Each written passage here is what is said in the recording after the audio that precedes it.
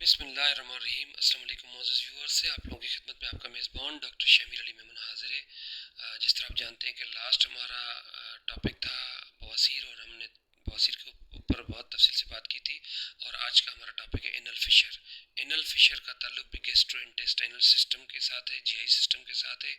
Fisher का मतलब होता है ज़ख़म, वो ज़ख़म जो पाखाने वाली जगह पे बनना शुरू हो जाए, ठीक है, उसको हम कहते हैं एनल फिशर। आप जिस तरह कल मैंने बताया था कि बड़ी आंत के बाद रेक्टम का एरिया शुरू हो जाता है। रेक्टम केनाल होता है, बड़ी आंत जहाँ से ख़त्म होती है वहाँ से ये स्टार्ट होता है 12 से 13 सेंटीमीटर। फिर जहाँ रेक्टम खुलता है एनस के ऊपर, उसको हम एनल एरिया कहते हैं। उस एनस के अंदर अगर ज़ख़म बन जाए उसको हम फिशर कहते हैं, एनल फिशर। ठीक है जी। इसकी मोटी मोटी वजूहात हैं क्यों बनता है।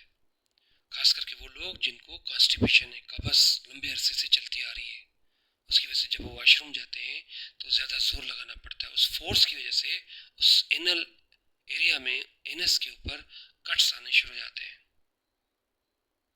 ठीक है। फिर स्लोली एंड ग्रेजुअली वो जख्म बनना शुरू हो जाता है। दूसरा, वो लोग जो स्ट्रेस का मुसलसल शिकार होते हैं, एंजाइटी, डिप्रेशन, ज़हनी तनाव का शिकार होते हैं, जब वो वॉशरूम में जाते हैं तो ऑब्वियसली उस ज़हनी तनाव की वजह से उनके मसल्स स्टिफ, एनल एरिया का जो मसल होता है वो स्टिफ हो चुका होता है। उसकी वजह से भी बस हार्ड स्टूल अगर आ जाए तो एनस एरिया, पाखाने वाली जगह पे जख्म बन सकता है। तीसरी, वो खवातीन जो हामला होती हैं, हमल की वजह से पेल्विक रीजन के ऊपर लोड होता है, वजन होता है, जब स्टूल पास हो रहा है तो उसके से भी प्रेशर डेवलप होता है, जिसके से भी एनस में कट्स लगने का अंदेशा होता है।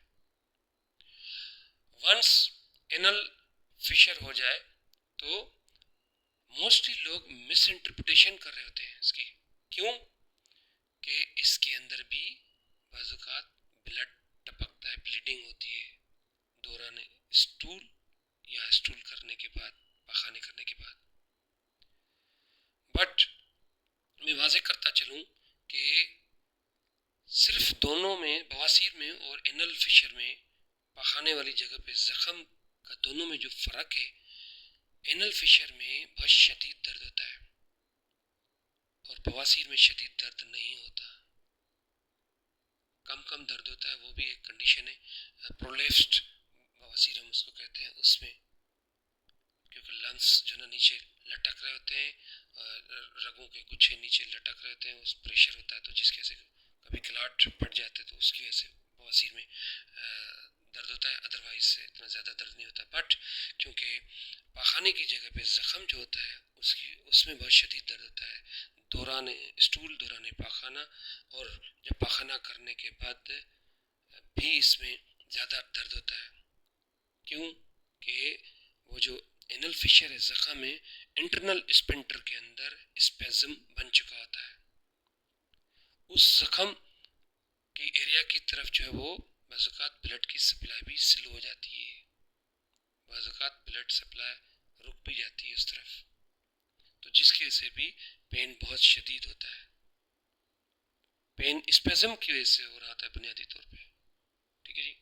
अब ये तो क्लियर हो गया कि बवासीर में और इसमें क्या फ़र्क है। अब हम इसको मैनेज किस तरह करेंगे। मैनेज इसकी जिस तरह मैंने बताया कि वजूहत जिस तरह बताई मैंने दो तीन। सबसे पहले तो आपको कॉन्स्टिपेशन अपनी दूर करें, ठीक है, अपने जीआई सिस्टम को रिलैक्स रखें। दूसरा, अपनी स्ट्रेस को रिलीफ दें, रिलीज़ करें। ठीक है जी। बाकी इसमें 50% इसका इलाज से ये गेटेड रिड ऑफ होता है, रिड ऑफ हो जाता है। बट 50% अगर इलाज से अगर ये डिज़ॉल्व नहीं होता, मसला सॉल्व नहीं होता, तो देन फिर अल्टीमेटली आपको सर्जरी के लिए जाना पड़ता है।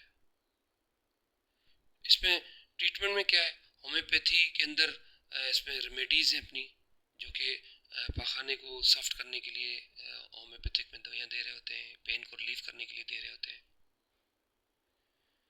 और ऑइंटमेंट्स भी होम्योपैथी उसमें भी हैं, मेडिसिन में, अल्टरनेट मेडिसिन में, और एलोपैथिक में भी ऑइंटमेंट्स हैं, और स्टूल को सॉफ्ट करने के लिए दवाइयाँ एलोपैथिक में भी हैं। आपका मॉलिज है, जो भी आपका मॉलिज है वही तजवीज़ कर रहा होता है। फिर कुछ हाइजीन टिप्स भी हैं, थोड़ा सा हल्की नीम गर्म पानी में बैठना पड़ता है, ठीक है जी।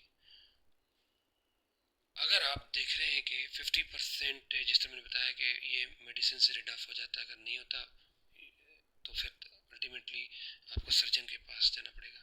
बट इसके लिए आपको एक्सपर्ट सर्जन का चुनाव करना बहुत ज़रूरी होता है। क्यों कि ये है तो छोटी सर्जरी, डे केयर का केस है। 24 घंटे के अंदर या 12 घंटे के अंदर पेशेंट को इजाज़त मिल जाती है कि घर चले जाए। मोस्टली जनरल एनेस्थीसिया में इसकी सर्जरी होती है, वेरी रेयर, बहुत ही कम केसेस में लोकल में भी होती है इसकी सर्जरी, क्योंकि बहुत पेनफुल होती है, तो ऑब्वियसली सर्जन यही एनेस्थीसिया ही प्रेफर कर रहा होता है।